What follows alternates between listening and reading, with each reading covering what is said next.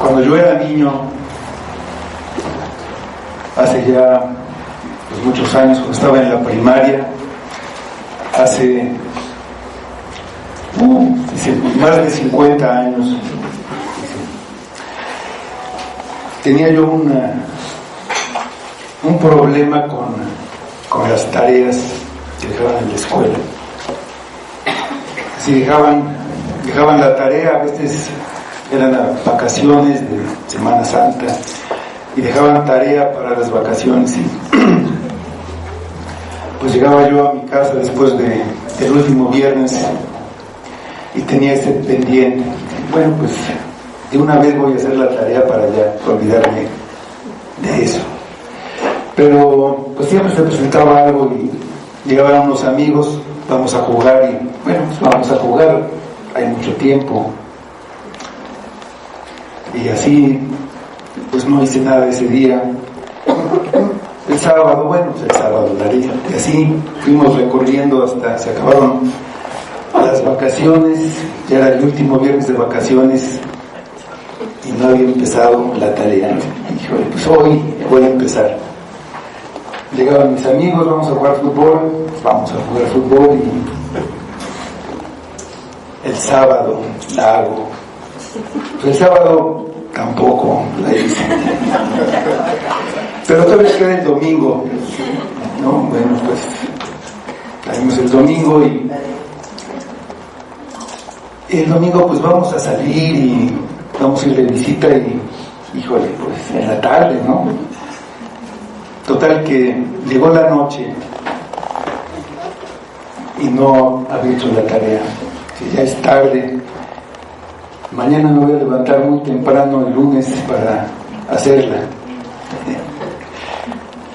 Me levanté temprano y, híjole, es un chorro. No la voy a acabar. Ni modo, así me voy a ir a la escuela. Si llegando, el profesor pregunta, ¿dónde está la tarea? Híjole, pues no la hice. Pero nada. No hice nada. Bueno, no es porque no hayas entendido, no es porque no hayas sabido. Sabes que tienes 0 para toda tu vida. Ay, pues era lo que me decía, ¿no? Y yo pensaba, bueno, en realidad sí aproveché mis vacaciones, ¿no? Pues eran para descansar y descansé. Y me pregunto, ¿realmente disfruté las vacaciones teniendo siempre ese pendiente que no me dejaba disfrutar realmente lo que tenía, teniendo algo por hacer, algo más importante? ¿Qué pensaría mi papá, que pagaba la colegiatura, y pues lo que tenía yo que hacer, lo que tenía que haber aprovechado, lo que tenía que haber aprendido, no lo hice, ¿no? Pues así a veces pasa con nuestra vida. Vamos a Primera de Pedro, la primera epístola de Pedro que hemos estado estudiando, el capítulo 4. Vamos a leer de los versículos 7 a 11.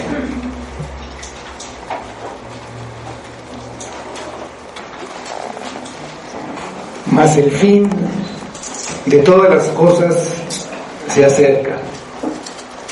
Sed pues sobrios y velad en oración. Y ante todo, tened entre vosotros ferviente amor, porque el amor cubrirá multitud de pecados. Hospedaos los unos a los otros sin murmuraciones. Cada uno, según el don que ha recibido, ministrelo a los otros como buenos administradores de la multiforme gracia de Dios. Si alguno habla, hable conforme a las palabras de Dios. Si alguno ministra, ministre conforme al poder que Dios da, para que en todo sea Dios glorificado por Jesucristo, a quien pertenecen la gloria y el imperio por los siglos de los siglos. Amén. Vamos. Señor, te damos muchas gracias nuevamente por este día en el que nos reunimos como tu pueblo, como un solo cuerpo, y venimos a alabarte, a adorarte, y como acabamos de leer, a glorificarte, a glorificar a Cristo, a glorificarte por medio de Cristo. Así que pedimos que nos ayudes en este día a verte como lo que eres, como nuestro Dios, nuestro Señor, nuestro amoroso Señor que nos salva y quiere tener comunión con nosotros. Y te pedimos que nos ayudes, te pedimos por Cristo y para tu gloria. Amén. Estamos viviendo en un mundo caído, que por estar caído, por naturaleza, tiene una forma de vivir contraria a Dios. Esa manera de vivir de la que participan todos los seres humanos está dominada por el pecado. El creyente en Cristo, que no sigue esa tendencia de vida, es visto como alguien raro y es menospreciado y a veces ofendido por los que siguen viviendo en esa misma tendencia. Veíamos esto la semana pasada. Cristo padeció en su cuerpo físico por nosotros. Entonces este pensamiento debe quedar fijo en nuestra mente constantemente para que vivamos el tiempo que nos queda de vida de acuerdo a la voluntad de Dios, no de acuerdo a las concupiscencias de los hombres.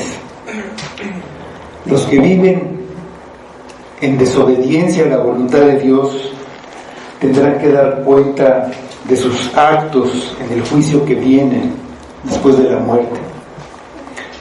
Por eso fue predicado el Evangelio.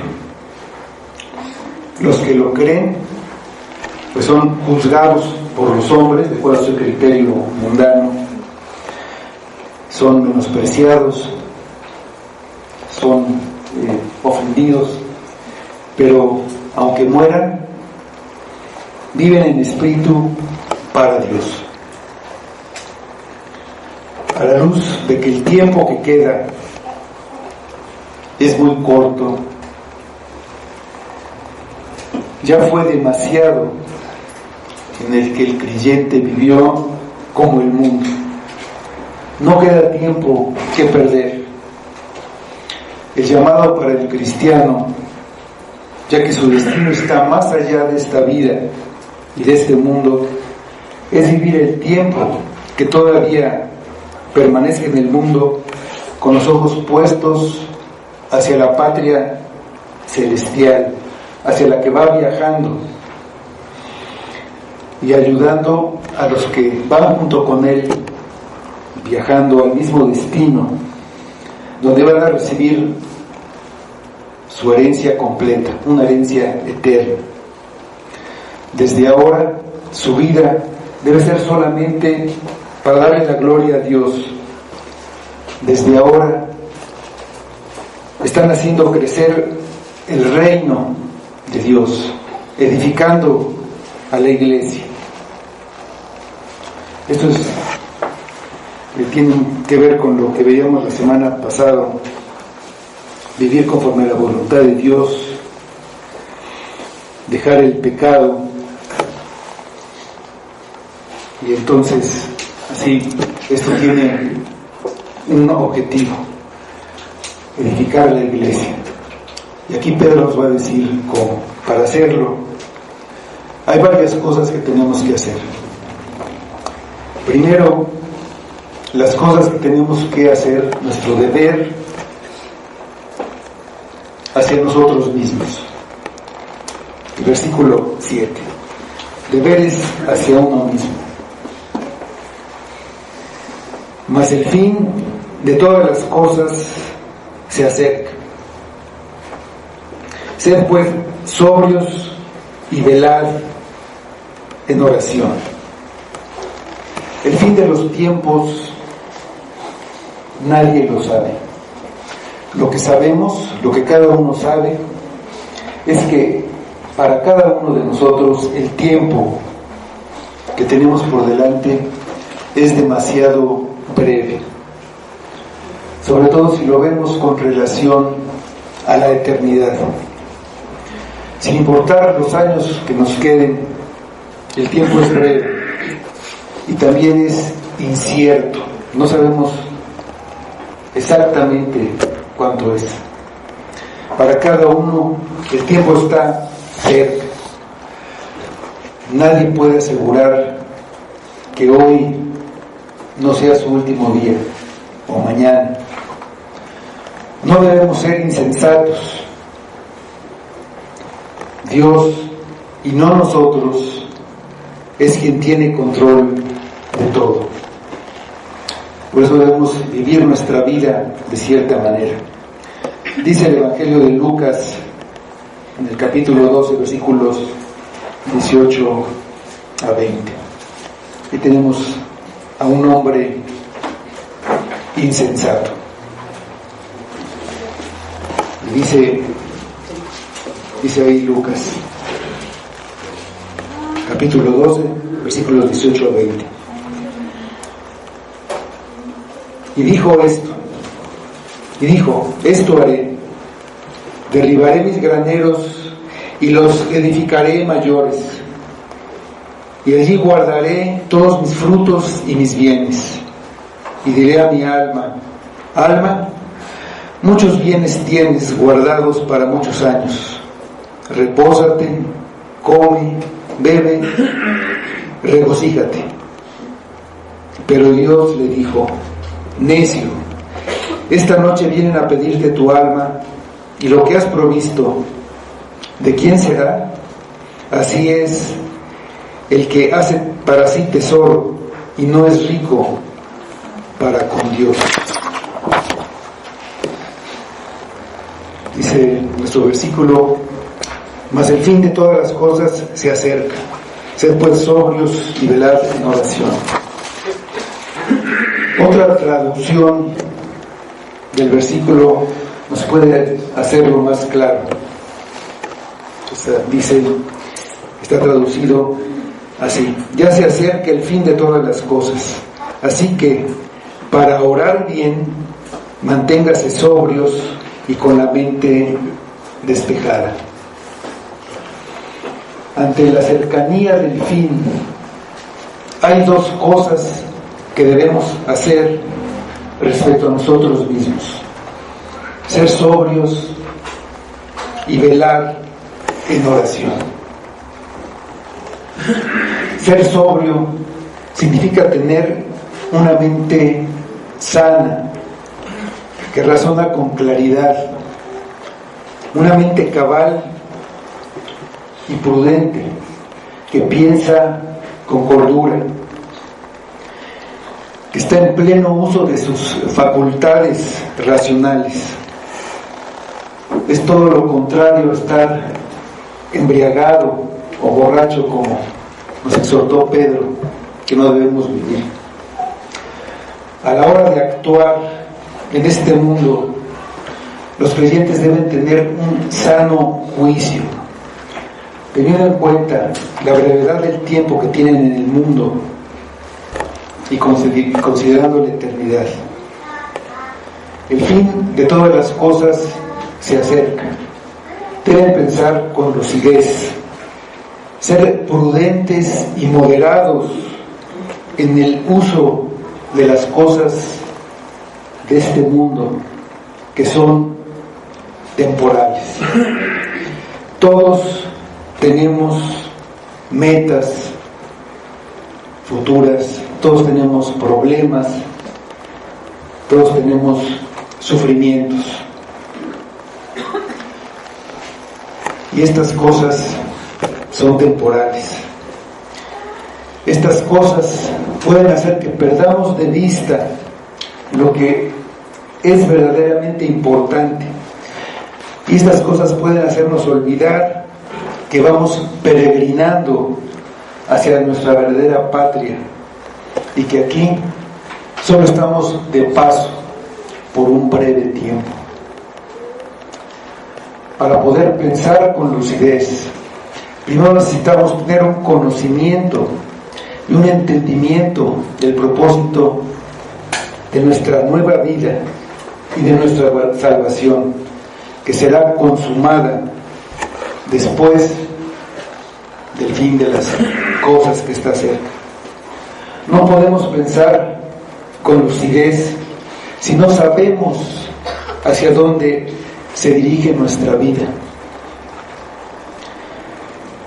si no sabemos lo que tiene valor realmente y si no sabemos lo que no tiene importancia. Podemos vivir engañados, dedicando nuestra corta vida terrenal a obtener cosas que no nos van a servir para nada cuando lleguemos al final de nuestro viaje, cuando lleguemos a nuestro lugar donde vamos a vivir por toda la eternidad. Sí, habremos desperdiciado nuestra vida. Estas cosas que vamos adquiriendo y atesorando a lo largo de nuestra vida son un peso muy grande que tenemos que llevar sobre nuestros hombros. Ese gran peso hace que nuestra marcha sea lenta y difícil. Si pensamos con lucidez, nos daremos cuenta que mientras más ligeros viajemos, será más fácil nuestro viaje. Necesitamos diariamente las cosas materiales para vivir, y si las tenemos, las debemos disfrutar. Para eso nos las da Dios. Pero el apego a estas cosas frena nuestro avance.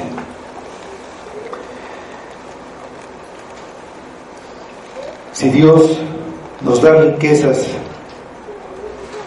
las debemos usar con generosidad para hacer el bien.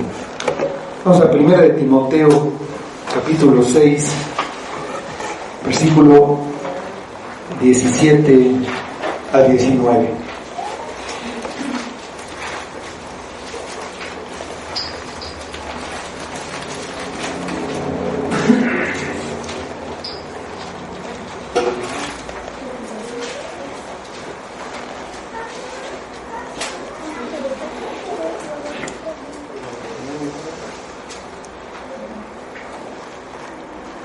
A los ricos de este siglo manda que no sean altivos ni pongan la esperanza en las riquezas, las cuales son inciertas, sino en el Dios vivo, que nos da todas las cosas en abundancia para que las disfrutemos.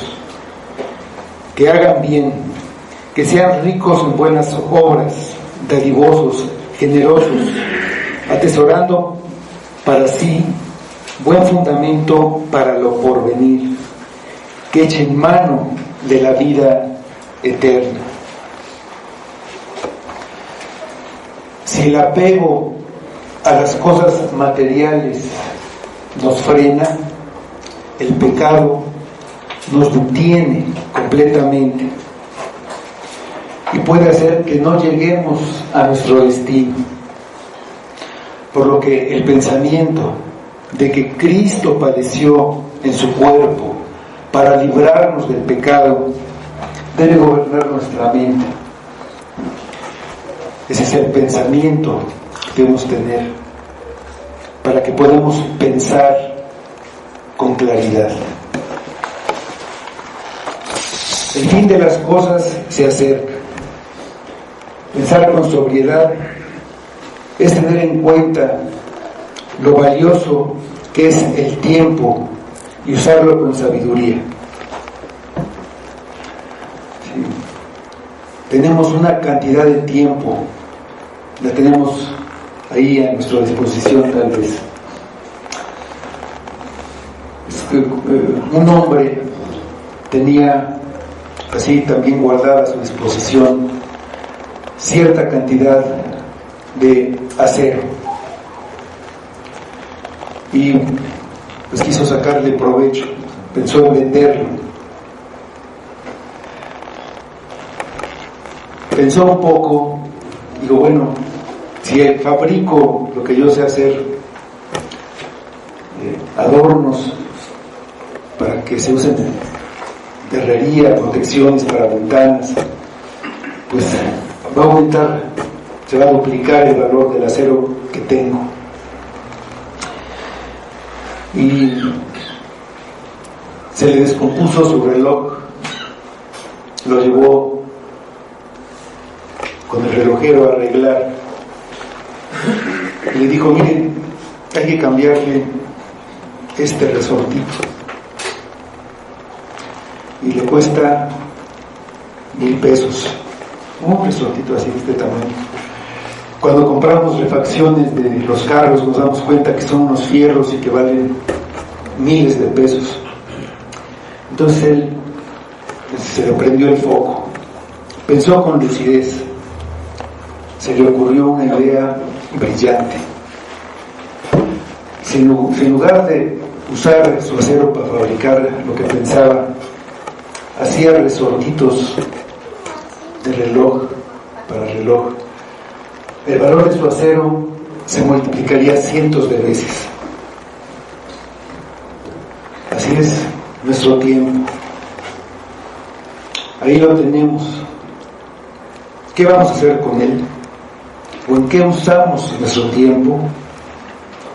Tienes por delante 10, 30, 70, y no creo que nadie tenga más de 100 años por delante.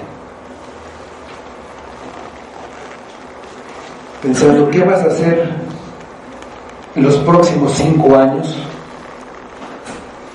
Cuando pasen esos 5 años, tendrás 5 menos. A lo mejor es la mitad de todo lo que tenías. ¿Qué fabricaste con esos 5 años? El tiempo pasa y ya no regresa. El tiempo que desperdiciamos en una vida de pecado o en una vida para obtener cosas materiales o en no hacer nada, ya no regresa. Una vez que lo usamos, ya no lo tendremos otra vez. El tiempo que malgastamos ya nunca lo podemos recuperar. ¿En qué vas a invertir tu valioso tiempo? En edificar la iglesia y en hacer crecer el reino de Dios, o en derribar tus graneros y hacerlos más grandes para llenarlos de bienes y asegurarte una vida cómoda en los años que te quedan sobre la tierra. El fin de las cosas se acerca. El tiempo es limitado. Pensando con lucidez, debemos usarlo solamente para lo que es valioso en verdad, en las cosas que permanecen para siempre. Segunda de Corintios 4:18. Si no tienen mucho frío, pueden abrir para que se renueve el aire, que se están durmiendo o nos estamos durmiendo por acá.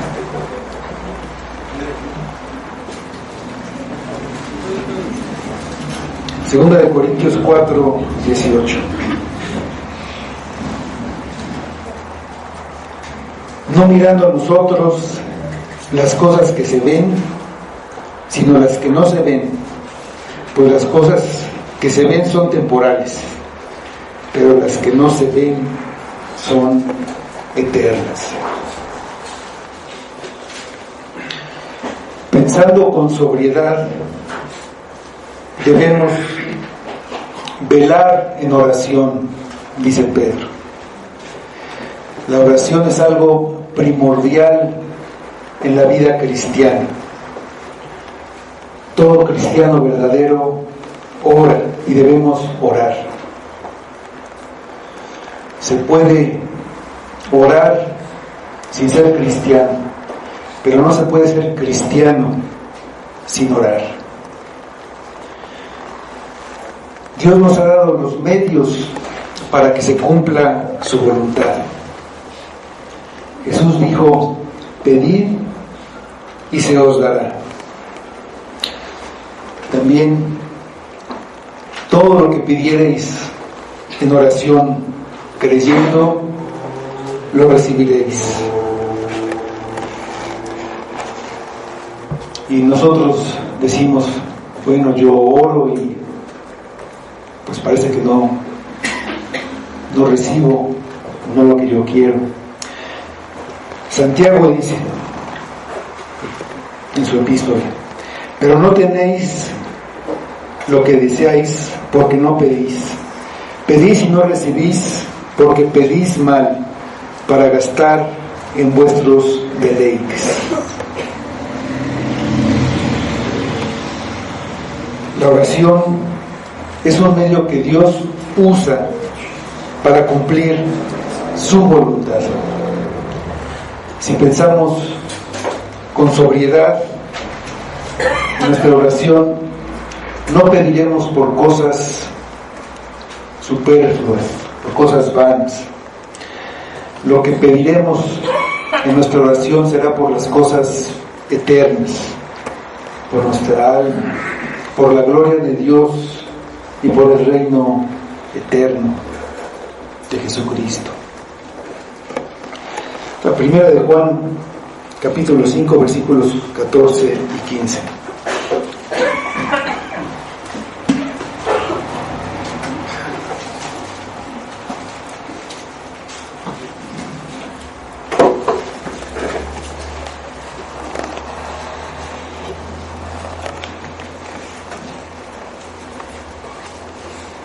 Y esta es la confianza que tenemos en Él, que si pedimos alguna cosa conforme a su voluntad, Él nos oye.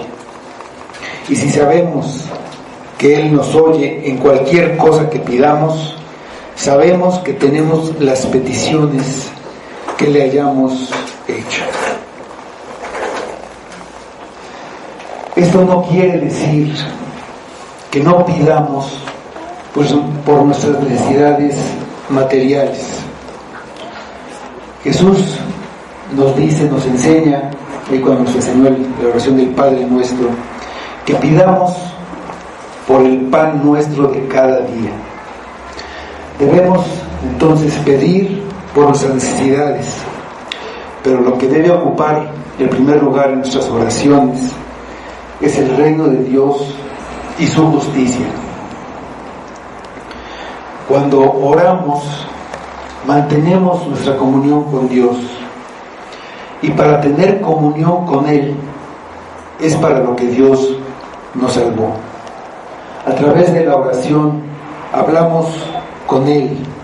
Cuando oramos, estamos reconociendo que dependemos de Él, que nosotros no tenemos poder para hacer que las cosas ocurran, pero Él sí.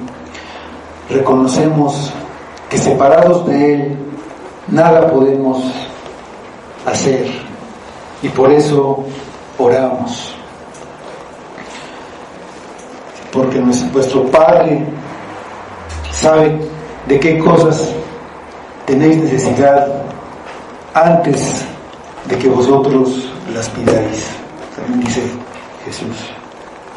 Dios sabe nuestra necesidad, nuestra verdadera necesidad, y a veces nosotros mismos no sabemos lo que en verdad necesitamos. Queremos saberlo y podemos pedir a veces por cosas materiales, cuando lo que necesitamos es tener contentamiento con lo que ya tenemos. Pedro dice que velemos en oración. Velar significa estar alerta, bien despierto.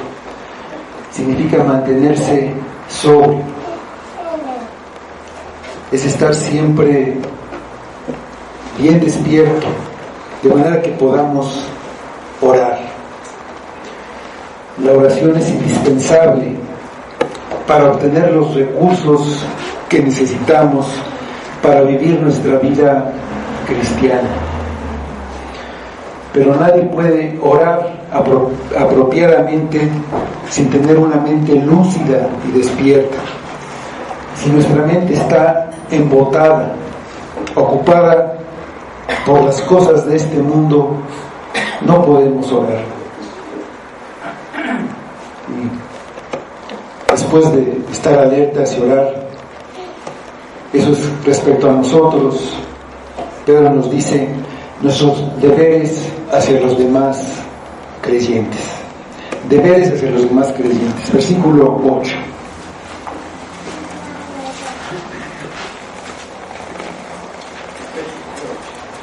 Y ante todo,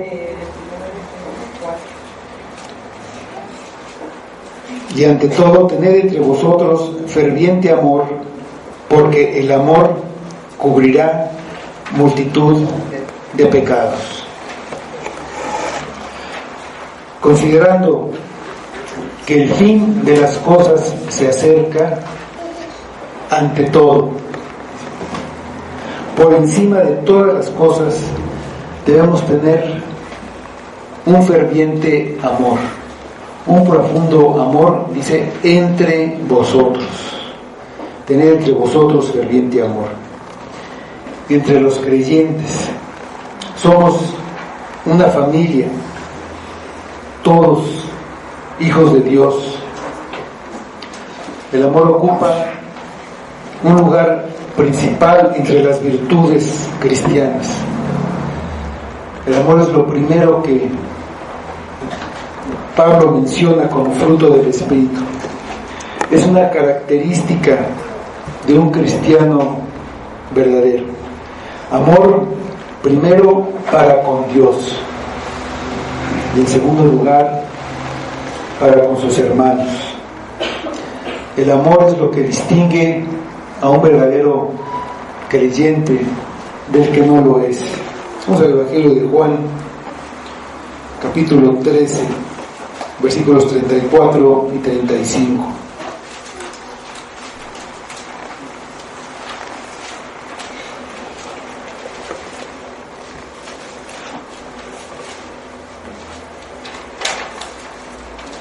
Un mandamiento nuevo os doy, que os améis unos a otros, como yo os he amado, que también os améis unos a otros. En esto conocerán todos que sois mis discípulos, si tuviereis amor los unos con los otros. El amor a sus hermanos es lo que caracteriza, lo que distingue a un creyente. El amor es la base de todos los deberes cristianos hacia Dios y hacia los hombres. Es el gran mandamiento del que depende todo lo que enseña la Biblia. En el Evangelio de Mateo, capítulo 22, versículos 37 a 40, Jesús le está diciendo a un escriba, a un maestro de la ley, lo más importante de todo lo que enseña la Biblia, la base de todo, y así se lo dice. Dice, Jesús le dijo: amarás al Señor tu Dios con todo tu corazón y con toda tu alma y con toda tu mente. Ese es el primer grande mandamiento. Y el segundo es semejante: amarás a tu prójimo como a ti mismo. De estos dos mandamientos depende toda la ley y los profetas. Sin embargo, nadie ama a Dios sobre todas las cosas. Nadie ama a su prójimo como a sí mismo. Y nadie lo puede hacer, porque el hombre se ama a sí mismo más que a nadie. Esto sale del egoísmo producto de una naturaleza caída.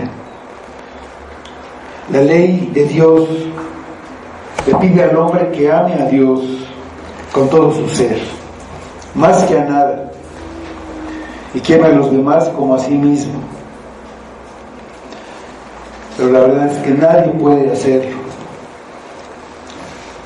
Solo hubo alguien que lo hizo, algo que cumplió perfectamente la ley de Dios, todo lo que la ley de Dios manda: Jesucristo, quien amó a Dios con todo su ser, amó a su Padre con todo lo que Él era, y amó a su prójimo como a sí mismo, siendo inocente, siendo sin pecado, murió en la cruz, tomando el lugar de los que Él amó, para pagar toda la deuda y sufrir todo el castigo que merecían los que Él vino a salvar, porque ellos no podían pagar esa deuda, y porque si sufrían ese castigo, esa pena, estarían separados de Dios por toda la eternidad.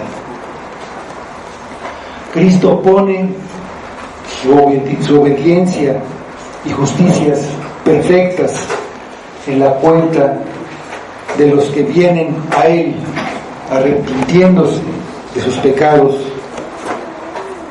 y confiando en Él. Paga la cuenta para que ellos no tengan que pagar en el juicio que sigue al fin de todas las cosas que se acercan. Dice el Evangelio de Juan en 6:47: de cierto os digo, el que cree en mí tiene vida eterna. Esta es una promesa que hace Cristo. El que cree en mí tiene vida eterna. Tú no puedes cumplir la ley de Dios. Cristo ya la cumplió. Solamente Él puede salvarte. Arrepiente de tus pecados. No puedes seguir lo que te queda de vida esclavizado por el pecado. Cristo padeció para librarnos del pecado. Aléjate del pecado y confía solo en Cristo para tu salvación. En nada ni en nadie, menos en ti mismo. Solo confía en Cristo. El fin de todas las cosas se acerca. Ven ahora a Cristo. Tal vez sea la última llamada que Cristo te hace. Ven a Cristo.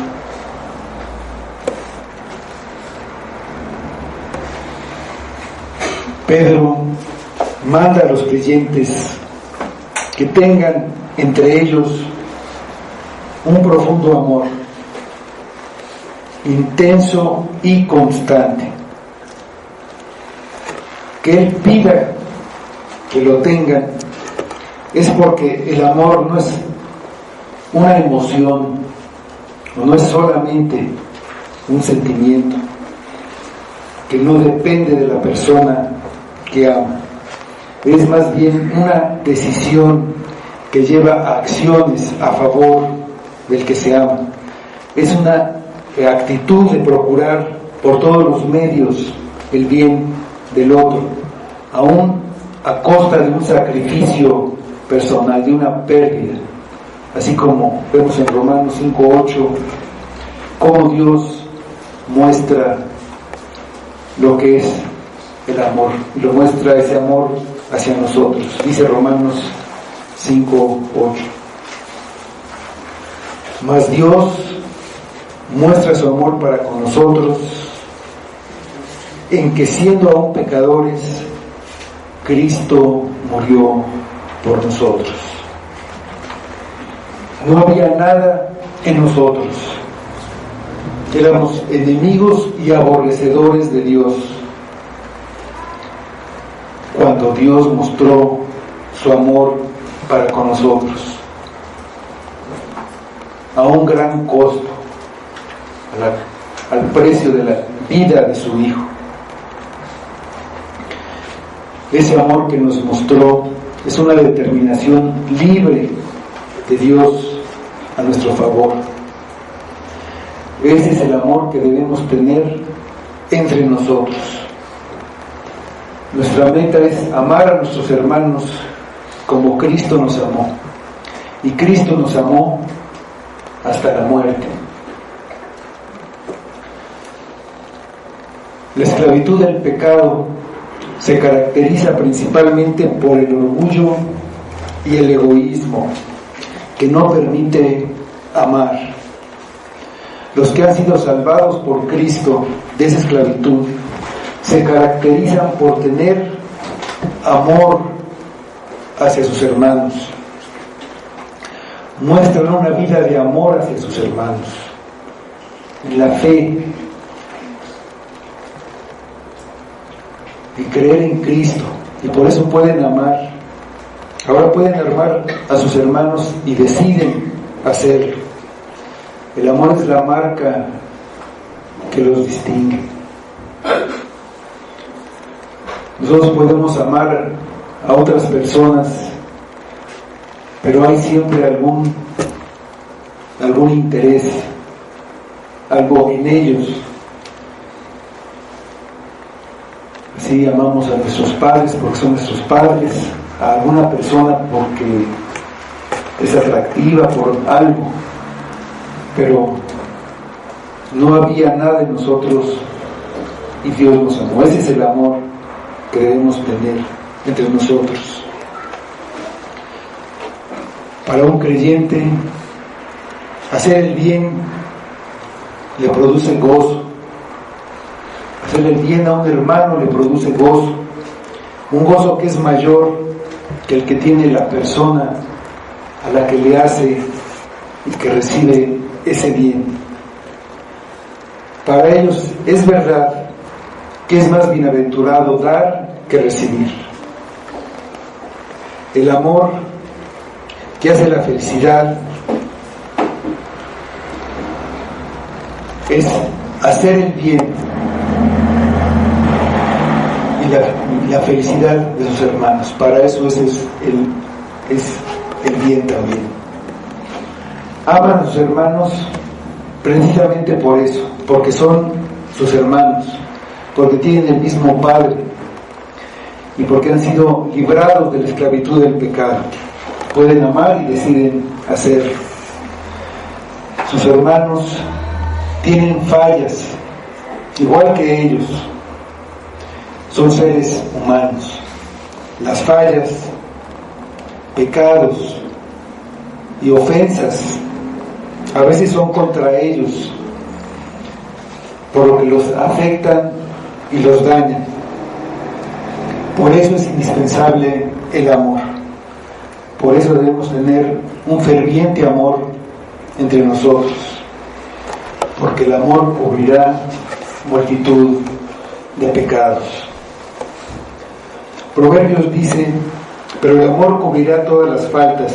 10-12, una parte del versículo. El amor cubre las faltas o los pecados de nuestros hermanos, no cubre los nuestros. Debemos entender que somos salvados por amar a nuestros hermanos. Somos salvos únicamente por la fe en Cristo. Su amor hacia su pueblo y su amor hacia su Padre, mostrado en su obediencia perfecta, es el que cubre los pecados de los que libertó del pecado. Dios, por amor, perdona al pecador que lo ha desobedecido y ofendido cuando viene con arrepentimiento y fe. Así también demanda al pecador perdonado que muestre esa misma actitud de perdón a sus hermanos que lo han ofendido. Vamos a Mateo, el Evangelio de Mateo, capítulo 18, versículos 21 22.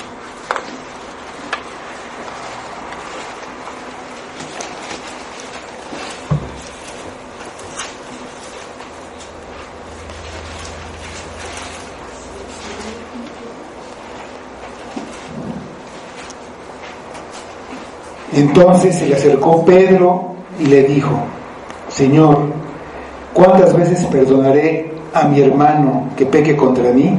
¿Hasta 7? Jesús le dijo: no te digo hasta 7, sino aún 70 veces 7.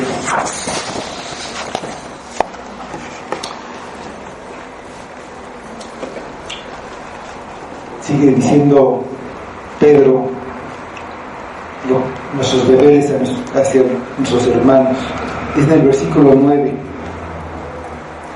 hospedaos los unos a los otros sin murmuraciones.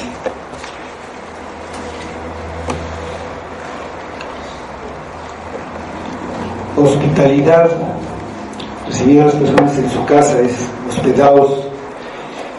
Y hospitalidad significa ser amigable con los extraños. En la época en que Pedro escribió esta carta, la hospitalidad era muy apreciada. No había las facilidades que hay en nuestra época respecto a hospedarse en algún hotel o cosas así. Las posadas eran caras y sucias, y por esa naturaleza pues había ahí en ellas un ambiente de inmoralidad. Entonces no se consideraba apropiado que un creyente se alojara ahí. Los creyentes alojaban a otros creyentes que venían viajando para predicar el Evangelio. Vamos a la tercera epístola de Juan, los versículos 5 a 8. Tercera de Juan, 5 a 8.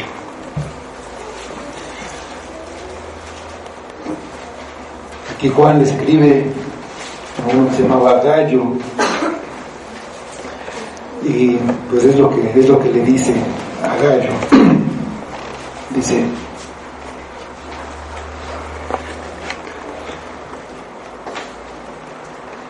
amado, fielmente te conduces cuando prestas algún servicio a los hermanos, especialmente a los desconocidos, los cuales han dado ante la iglesia testimonio de tu amor, y harás bien en encaminarlos, como es digno de su servicio a Dios, para que continúen su viaje, porque ellos salieron por amor del nombre de Él, sin aceptar nada de los gentiles.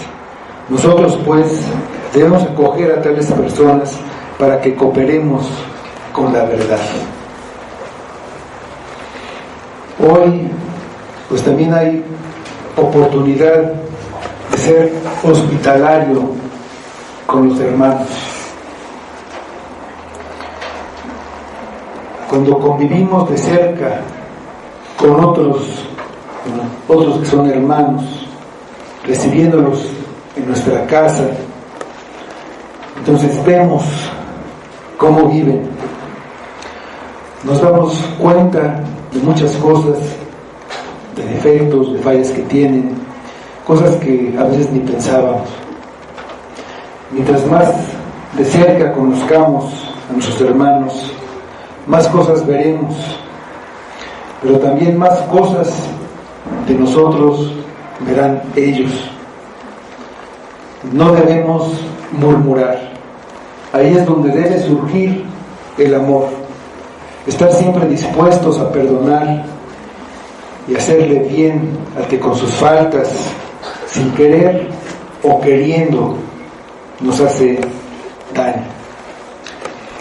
Dice, sigue diciendo el versículo 10: cada uno, según el don que ha recibido, ministren a los otros como buenos administradores de la multiforme gracia de Dios,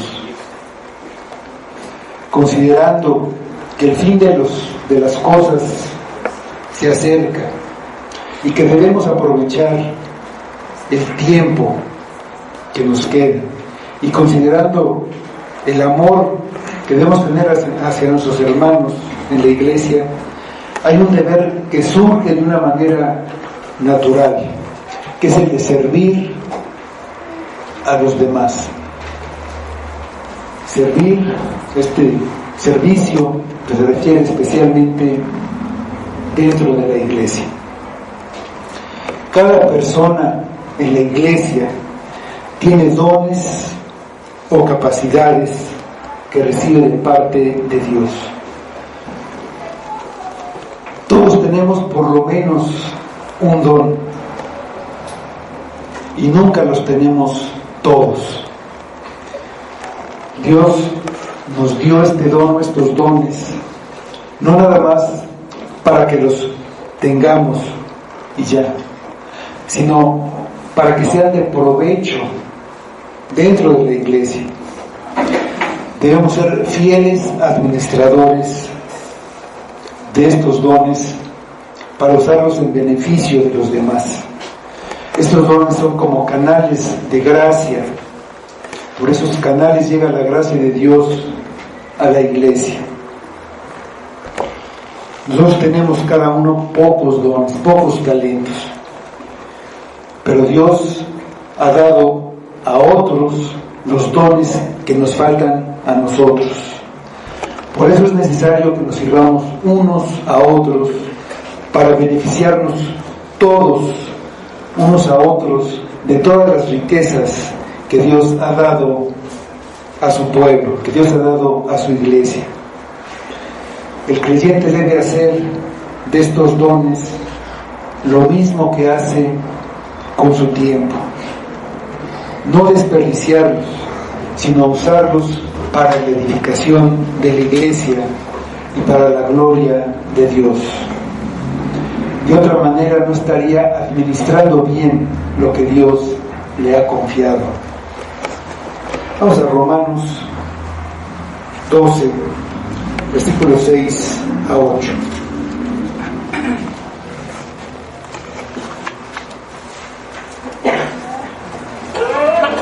Aquí Pablo habla de estos dones y cómo los da a diferentes personas, cada uno. Dice: de manera que teniendo diferentes dones según la gracia que nos es dada, si el de profecía, úsese conforme a la medida de la fe, o si de servicio, en servir, el que enseña, en la enseñanza, el que exhorta, en la exhortación, el que reparte, con liberalidad, el que preside con solicitud, el que hace misericordia con alegría. Los dones pertenecen a Dios, deben ser usados para el engrandecimiento de su reino.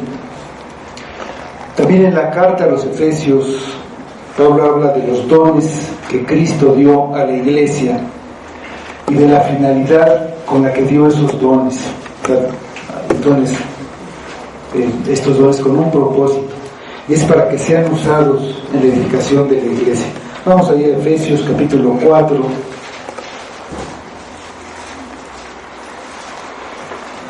Primero vamos a leer los versículos 7 y 8, y después el 11 y el 12.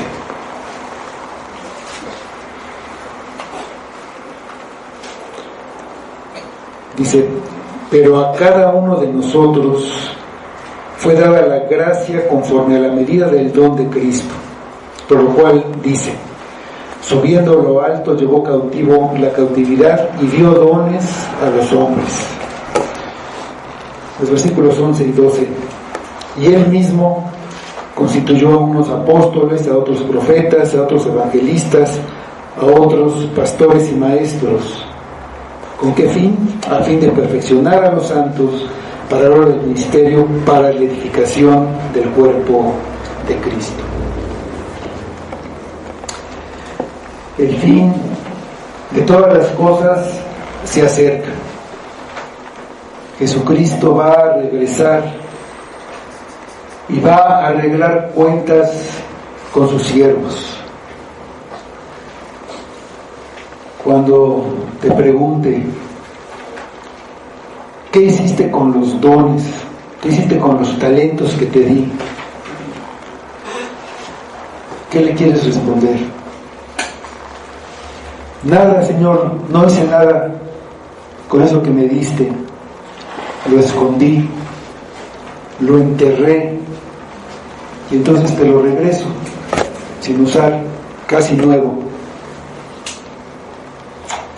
¿No preferirías que te recibiera diciendo: bien, buen siervo y fiel, sobre poco has sido fiel, sobre mucho te pondré, entra en el gozo de tu Señor?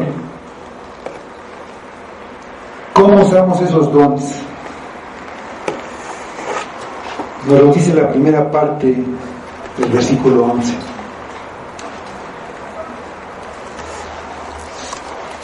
Pedro menciona dos actividades que son fundamentales en la iglesia, que influyen directamente en su crecimiento, en su nivel espiritual. Hablar el Evangelio, que incluye la enseñanza, la predicación, la exhortación y todo eso, y el servicio.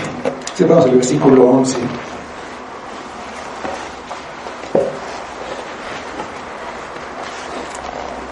Si alguno habla, hable conforme a las palabras de Dios.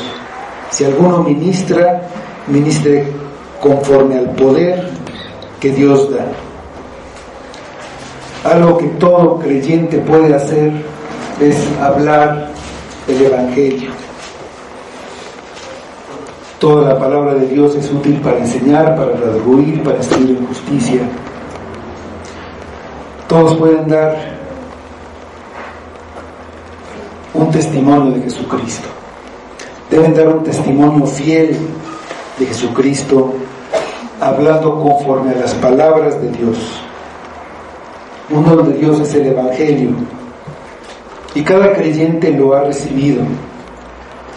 Cuando lo comparte con alguien en la iglesia o fuera de ella, debe hacerlo fielmente para que Dios hable a través de él. El mensaje que transmitimos no es nuestro. Debemos hablar conforme a las Escrituras. La otra cosa que dice es ministrar. También se traduce como servir. Entonces, la segunda forma de usar debidamente los dones que Dios le ha dado a cada creyente es sirviendo, usando las habilidades, lo que Dios le ha dado a cada uno para servir. Y se refiere concretamente dentro de la iglesia, sirviendo al Señor con buena disposición y alegría. No nada más en lo que nos gusta, en lo que soy bueno, sino en lo que es necesario. A veces en las cosas que nadie ve, lo que nadie se da cuenta. Dios da el poder, es decir, la fuerza y la paciencia necesaria para hacerlo, para tener esa actitud de servicio. Estos deberes hacia nosotros y hacia los demás, a los creyentes, servicio a Cristo, a la iglesia, tienen un fin. Es para la gloria de Dios. Todo es para la gloria de Dios. Termina el versículo diciendo: para que en todo sea Dios glorificado por Jesucristo, a quien pertenecen la gloria y el imperio por los siglos de los siglos. Amén. Los dones, los talentos que recibimos, las habilidades que tenemos, no son para nuestra gloria ni para nuestro lucimiento personal. Tampoco son para desperdiciarlos. Son para la gloria de Dios. Todo lo que hagamos debe ser hecho para la gloria de Dios. La 1 Corintios 10:31. Y todo lo que hagamos se refiere absolutamente a todo, toda nuestra vida. Y aquí lo dice. 1 Corintios 10:31.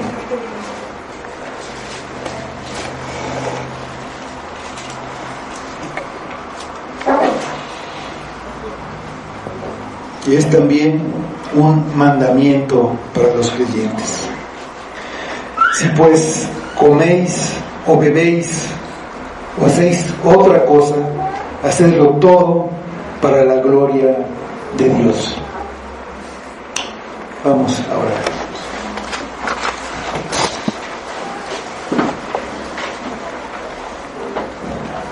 Señor,